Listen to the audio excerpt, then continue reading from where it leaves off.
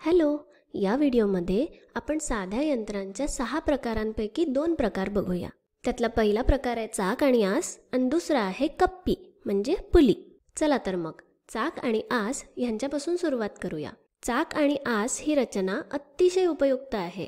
उदाहरणार्थ जर आपल्याला एक खूप मोठा आणि वजनदार खोका ढकलत न्यायचा असेल आणि हे खूप कठीण होत असेल तर आपल्याला काय वाटेल बरं?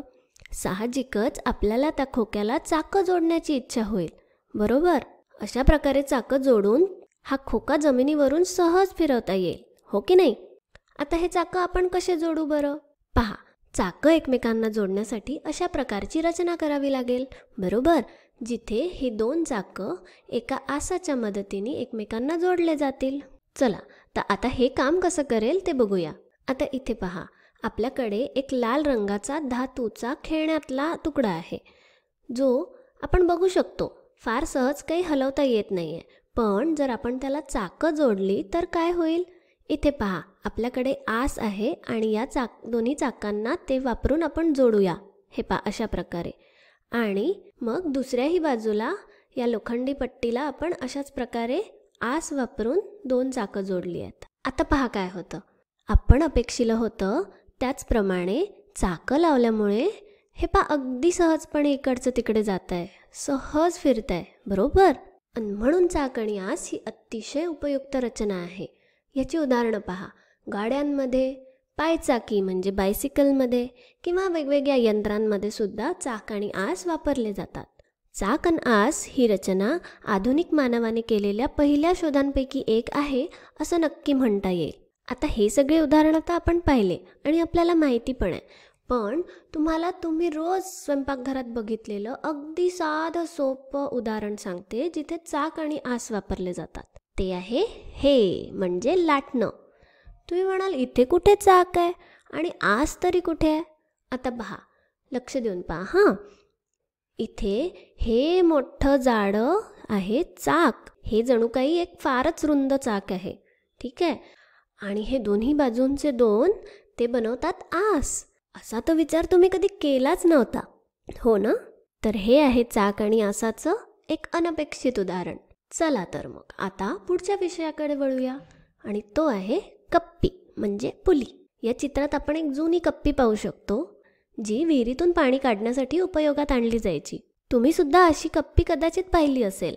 तर आता पाहूया ही कप्पी कशी कार्य करते. हां, पण त्याआधी कप्पी म्हणजे काय नेमकं? तर कप्पी म्हणजे हे असं चाक. ते तर आपल्याला चित्रात दिसतंच आहे. पण या चाकाला अशी खाच असते ज्या खाचेतून आपल्याला दोरी सोडता येते आणि ही दोरी त्या खाचेतून मुक्तपणे फिरते. दोरीशिवाय दोरा किंवा साखळीसुद्धा या खाचेतून फिरवली जाऊ शकते. उदाहरणार्थ, जर तुम्ही एका टोकाला पाण्याने भरलेली बादली जोडली आणि दुसऱ्या टोकाला धरून जर ही बादली ओढली तर तुमच्या लक्षात येईल की तुम्ही ज्या दिशेने बल लावताय त्याच्या उलट दिशेने बादलीची हालचाल होते. पहा, आपण इथे बघू शकतो की आपण बल ह्या दिशेने लावलं, पण बादली कुठल्या दिशेने जाते? उलट्याच दिशेने जाते. आपण बल लावलंय साधारण खालच्या दिशेने, पण बादली आपली कुठे जाते? वर. तर हे आहे कप्पीचं मुख्य कार्य. कोणतं? बलाची दिशा बदलणे. आता मला सांगा, हे इतकं महत्त्वाचं काय आहे? पहा, आपण अशा प्रकारे कप्पीचा वापर करतो, बरोबर? एका बाजूला वजन जोडलेलं आहे, ते म्हणजे इथे, आणि इथे आपण खालच्या दिशेने बल लावतोय, बरोबर? आता हे अशा प्रकारे बादली उचलणं सोपं का आहे? कारण आपल्या शरीराचं वजनसुद्धा खालच्या दिशेने काम करत असतं आणि म्हणून आपलं शरीराचं वजन वापरून आपण त्या दोरीला खालच्या दिशेने ओढतो आणि सहजपणे ह्या बादलीला वर उचलू शकतो.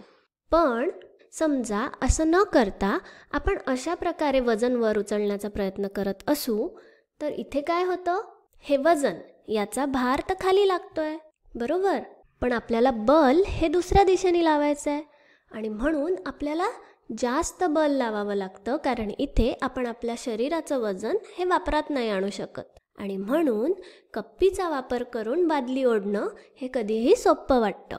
चला तर मग कप्पीचं एक उदाहरण बघूया. हे पहा, आता इथे आपल्याकडे एक छोटीशी स्टीलची कप्पी आहे ज्यामध्ये अशा प्रकारे खाच आहे आणि या खाचेतून आपण हा दोरा कप्पीभोवती गुंडाळून घेऊया. पहा अशा प्रकारे. आणि आता त्याला एक आस जोडूया. आणि आता पहा, ही रचना मी अशा प्रकारे उंचावर लटकवली आहे आणि मग आस फिरवला की त्याच्या मदतीने ही वस्तू खाली किंवा वर सहजतेने करता येते, हलवता येते. आता कप्पीचा उपयोग कुठे कुठे होतो ते पहा. आपल्याला माहितीच आहे की कप्पीचा उपयोग होतो विहिरींमध्ये पाणी काढण्यासाठी. त्यानंतर गाड्यांमध्ये, गाड्यांच्या इंजिनमध्ये कप्पीचा वापर होत असतो. त्यानंतर जनित्र म्हणजे जनरेटर, यामध्ये सुद्धा कप्पीचा वापर होतो. आता त्यानंतर अजून एक तुमच्या मनात आलं नसेल असं एक उदाहरण पहा. हे आहे शिवणयंत्र, बरोबर. इथे तुम्हाला कप्पी दिसते का? पहा, जवळून बघा. नाही दिसली? हे पहा, ही आहे कप्पी आणि ही आहे त्यावरून धावणारी दोरी. तर असा आहे शिवणयंत्रामध्ये कप्पीचा उपयोग. तर या व्हिडिओमध्ये आपण काय काय शिकलो? आपण चाक व आस या रचनेबद्दल शिकलो आणि आपण कप्पीबद्दल सुद्धा शिकलो. तर मग हे होते साध्या यंत्रांचे 2 प्रकार. बाकीचे प्रकार दुसऱ्या व्हिडिओमध्ये बघूया. धन्यवाद.